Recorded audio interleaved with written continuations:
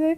कि जब आपकी कंसेप्शन होती है, यानी कि जब बच्चा फर्टिलाइजेशन होती है लास्ट पीरियड के 2 हफ्ते के बाद, उस वक्त जो जो ओव्यूलेशन का टाइम, उस वक्त जो फर्टिलाइजेशन होती है उसकी बनावट में फोलिक एसिड का बहुत रोल है। फोलिक एसिड उस बच्चे के जो स्पेशली जो उसकी नर्वस सिस्टम है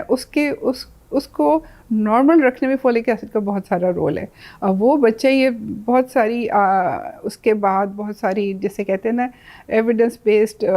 स्टडीज़, और उसके बाद इस चीज़ को प्रूव किया गया कि वो माएँ जो कि फोलिक एसिड नहीं लेती उनके बच्चों में ब्रेन डिफेक्ट्स होने का ज़्यादा चांस है। जैसे वो एक स्पाइना बाइफिडा होता है, यानी कि पीठ के पीछे फोड़ा निकल आना जिसमें उसकी टांगों के डिफेक्ट हो सकता है बच्चे का,